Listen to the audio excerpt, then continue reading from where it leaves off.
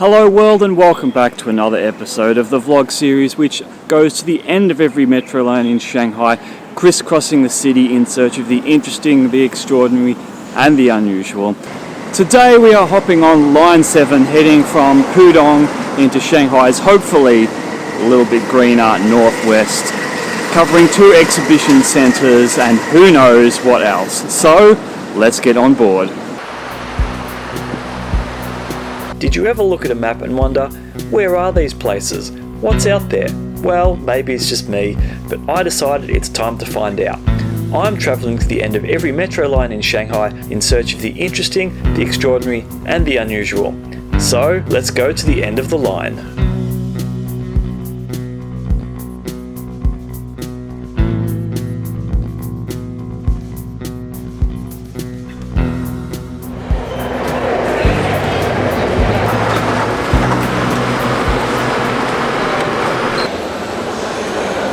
We have almost made it to the first stop of Line 7 here in Pudong, and next to that first stop is the quite enormous Shanghai New International Exhibition Centre. Today we start at Huamu Road, skirting through some of Pudong's suburbia before dipping underneath the Huangpu River, heading north through central Shanghai past Jing'An Temple, before heading back out into the suburbs, past the lovely Gucun Park, and all the way up to the terminus at Meilan Lake.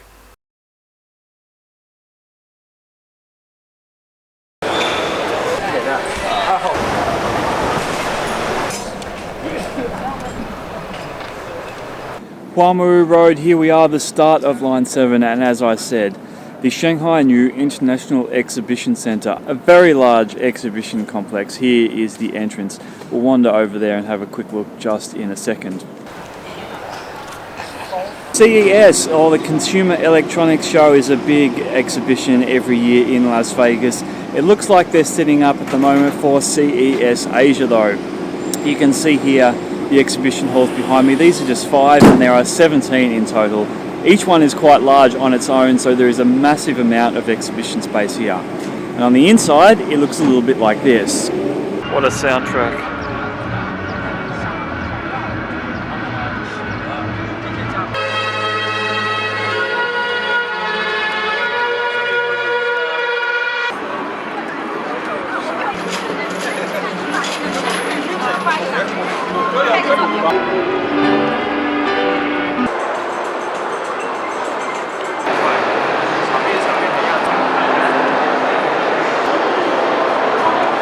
However, I think the only way to get a true sense of the scale of this place will be from the air.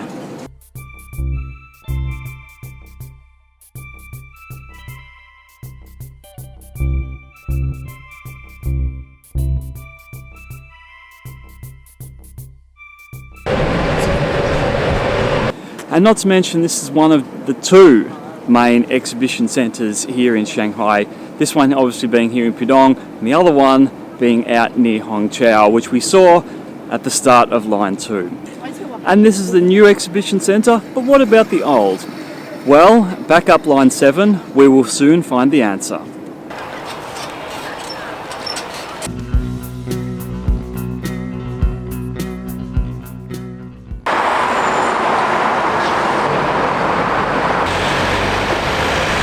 A very quick stop off here at Changqing Road to reacquaint myself with the huge numbers of low-rise tower blocks that make up the Shanghai suburbs.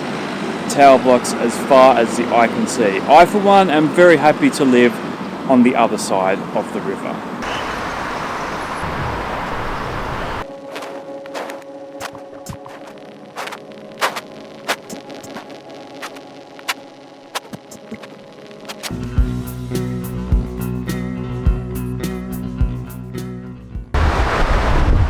Zhaojiabang Road, the edge of the French concession. You only need to compare that side of the road to this side to see the difference. And we've stopped off here in search of what might be one of the more interesting and unusual museums in Shanghai.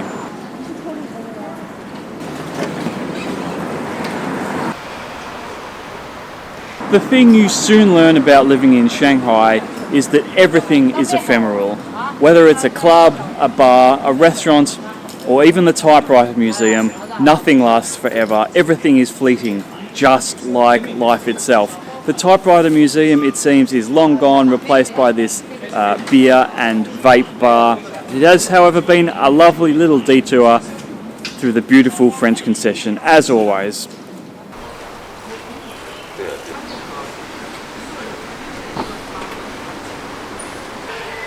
Peloton of policemen.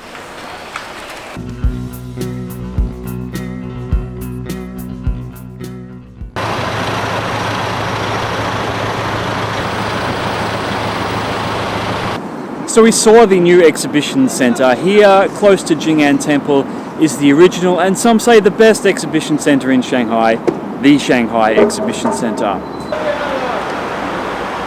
It was built in the 1950s as the Sino-Soviet Friendship Building in a very Soviet style of architecture, hence the big red star at the top of the spire.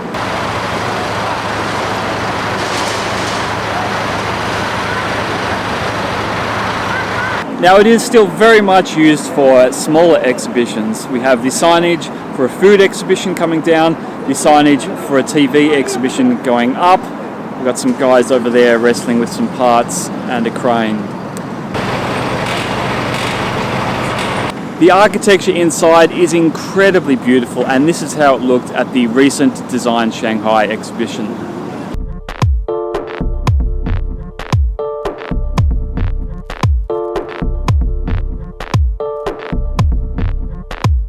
So there we have it, the old and the new exhibition centres in Shanghai. It's a very unique piece of architecture and I always enjoy coming here.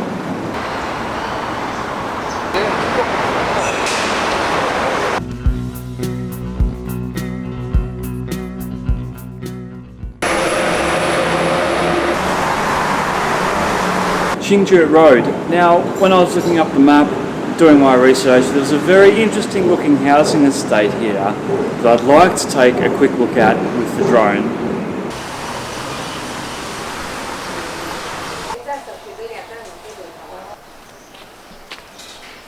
We've made it inside this little estate which has row after row, probably hundreds of these small detached villas.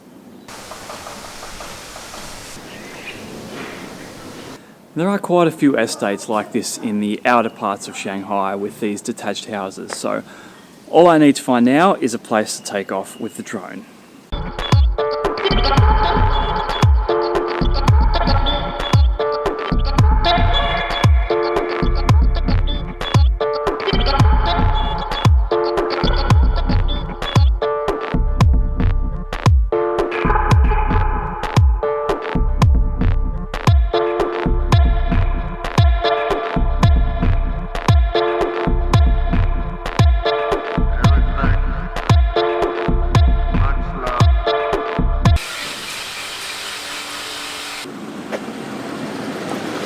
So yeah, there we have it. It looks quite amazing from the air. As you can see though behind me, it's not quite as dystopian here on the ground as it looks from above. So, good little discovery. Gonna head back to the metro and continue our journey.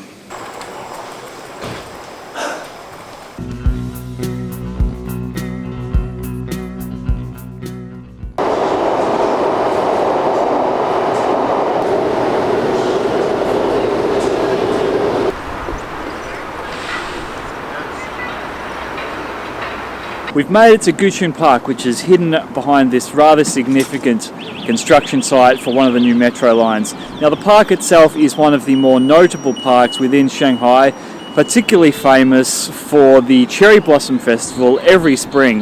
Now a couple of years ago I went along to the Cherry Blossom Festival. I made a vlog about it, I'll put the link in the description below, but here is a taste of what you could expect from the Gucun Park Cherry Blossom Festival.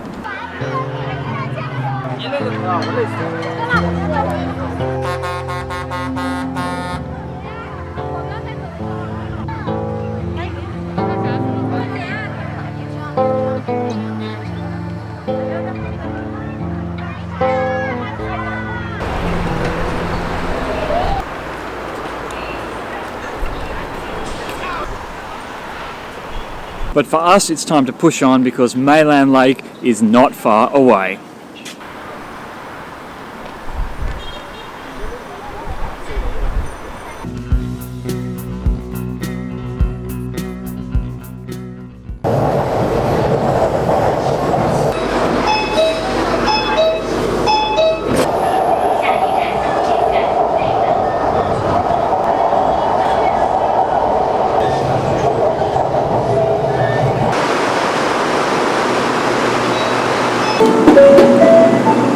announcement.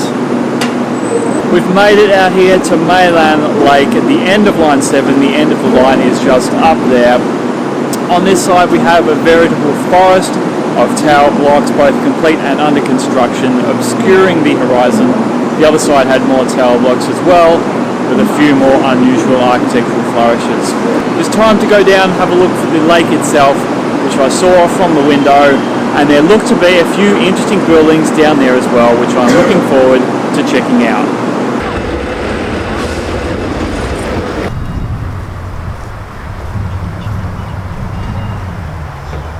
So here we are, Meilan Lake. It's quite a lovely little spot. There's a lot of people out enjoying the serenity, some fishermen, plenty of people with dogs and kids.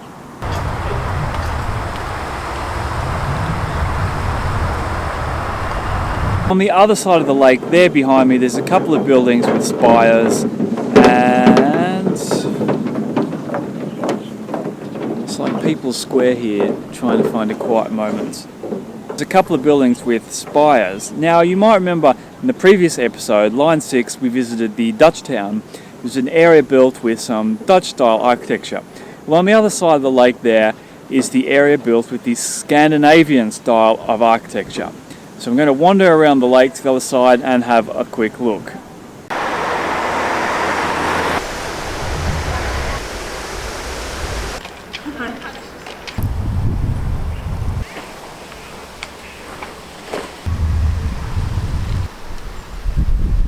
So it's all quite eerie here actually, apart from one or two people passing through by foot or by scooter. It's completely dead.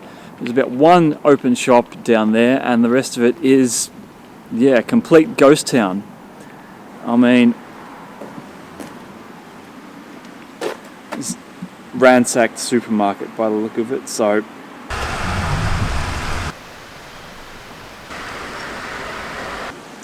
yeah, okay, it was pretty obviously a fruit shop rather than a supermarket, but got no idea why it's so dead here. No one working here, no one living here, seemingly.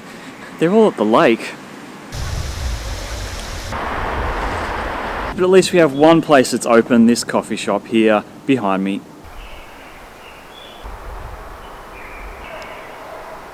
The rest of it, from the closed escalators to the abandoned vending machines, completely deserted. Yes, it might be mostly abandoned, but inexplicably enough they do have electric car chargers. Even some of the less frequented parts of Shanghai still have some mod cons.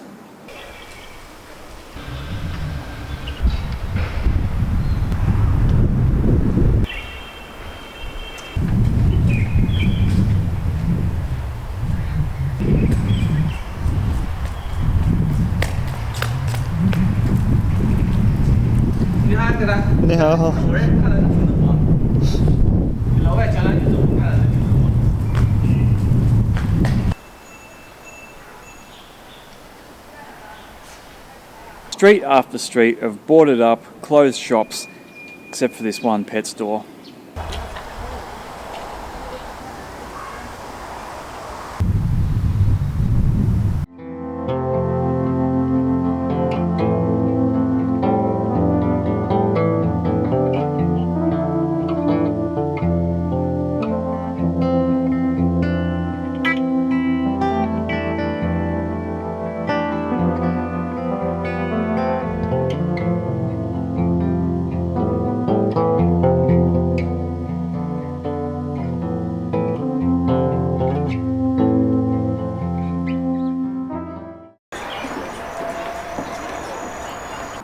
The sun is setting here at Meilan Lake.